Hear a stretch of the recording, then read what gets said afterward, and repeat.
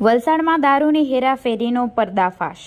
Straw અને Frooti પેકેટની આડમાં 5.52 લાખનો વિદેશી દારૂ જપ્ત કરાયો। 2 આરોપી ઝડપાયા, 2 વોન્ટેડ। વલસાડ જિલ્લામાં સ્થાનિક સ્વરાજ્યની ચૂંટણીને ધ્યાનમાં રાખી પોલીસે કડક કાર્યવાહી હાથ ધરી છે। વલસાડ એસપી ડોક્ટર કરણરાજ વાઘેલાની સૂચના મુજબ વલસાડ રૂરલ પોલીસ મથકના પીઆઈ ભાવિક જીત્યાના નેતૃત્વમાં પોલીસની ટીમે ધમડાચી હાઈવે પરથી મોટી માત્રામાં વિદેશી દારૂનો જથ્થો ઝડપી પાડ્યો છે।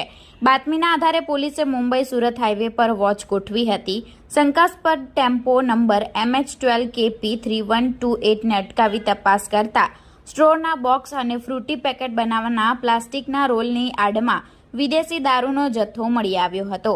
પોલીસે ટેમ્પો ચાલક રમાકાંત મિશ્રા અને ક્લીનર રવિશંકર પાંડેની ધરપકડ કરી છે।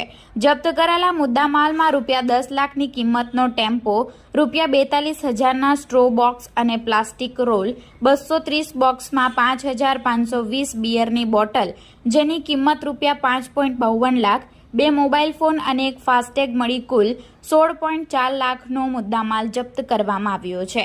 દારૂનો જથ્થો દમણથી મંગાવનાર રાહુલસિંહ અને અરુણ નામના 2 શખ્સો હજુ ફરાર છે। પોલીસે પકડાયેલા અને વોન્ટેડ આરોપીઓ વિરુદ્ધ પ્રોહિબિશન એક્ટની વિવિધ કલમો હેઠળ ગુનો નોંધી વધુ તપાસ હાથ ધરી છે।